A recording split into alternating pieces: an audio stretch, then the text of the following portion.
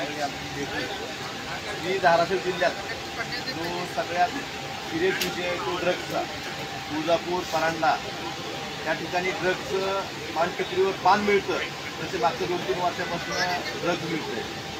महाराष्ट्राची पोलीस समिती तुळजापूरच्या ठिकाणी असं जर होत असेल याबाबतची एक लक्षवेधी मी विधिमंडळात मांडली होती, ऑनलाईन केली होती. अध्यक्षांना विनंती करून त्याचं उत्तर ते डिपार्टमेंटला उत्तर देण्यासाठी अध्यक्षांच्या मान्यतेने गेलं होतं. परंतु त्यावेळेस एखादी लक्षवेधी किंवा कुठलाही ही सभागृहाची प्रॉपर्टी असते. काल तिथल्या पोलीस अधीक्षकांनी त्या लक्षवेधीला उत्तर दिलं आणि ते उत्तर सभागृहात यायच्या आधी तिथल्या व्हॉट्सॲप ग्रुपवर फिरलं गेलं. मग कुणाला वाचवण्यासाठी जे लीक झालं त्यात कुणाला वाचवायचं आहे, त्यात काही सत्ताधारी लोकांचा सहभाग आहे का? मी पॉईंट ऑफ प्रोसिजरच्या माध्यमातून आताच सभागृहात हा विषय मांडला. सरकारच्या वतीनं सांगण्यात आलं की आम्ही चौकशी करू. परंतु मला उदाहरण आपल्याला सांगायचं आहे की एवढं म्हणजे कुणाला वाचवण्यासाठी हे लीक झालं.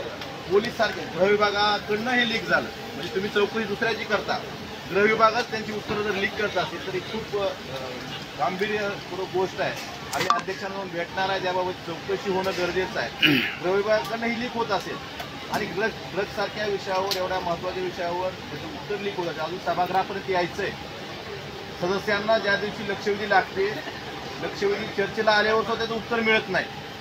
परंतु अजून चर्चेला यायची लक्षवेधी, फक्त डिपार्टमेंटचं उत्तर मग व्हॉट्सॲप ग्रुपवर पण जातं कसं, किंवा ज्या माणसानं लीक केलं त्या माणसापर्यंत गेलं कसं, ह्याची सुद्धा चौकशी होणं गरजेचं आहे. त्यामुळे सध्या मला फक्त एवढंच सांगायचं की कारभार कसा चालला आहे, गृह विभागाचा कारभार कसा चालला आहे, आपल्या विधानसभेचा कारभार कसा चालला आहे हे त्याचं उदाहरण आहे. आणि मी आपल्याला त्याचा स्क्रीनशॉट सुद्धा दाखवतो.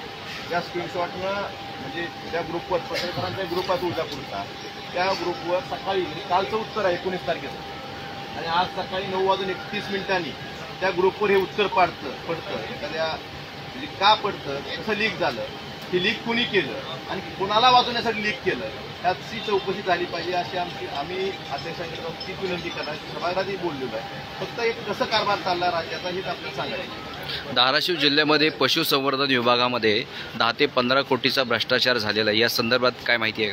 मी माहिती घेऊन सांगतो. आपने आज एक उत्तर कैसे लीक हो रहा है, क्या सोर्स पता चल पाया, क्या पूरा मामला था जिसकी तरफ से लीक हुआ है? एसपी का आंसर है और एसपी का आंसर व्हाट्सएप ग्रुप पे कल का आंसर है, आज सुबह कैसे आया वो पुलिस डिपार्टमेंट नहीं बताना चाहिए ना, कहाँ से लीक हुआ.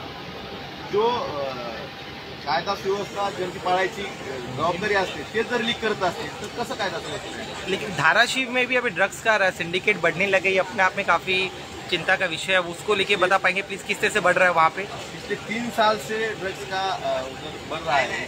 पान टपरी पे पान जैसे मिलता है वहाँ वैसा ड्रग्स मिल रहा है और फिर उसमें अरेस्ट है. कुछ पॉलिटिकल पार्टी के रिलेटेड लोग हैं उसमें.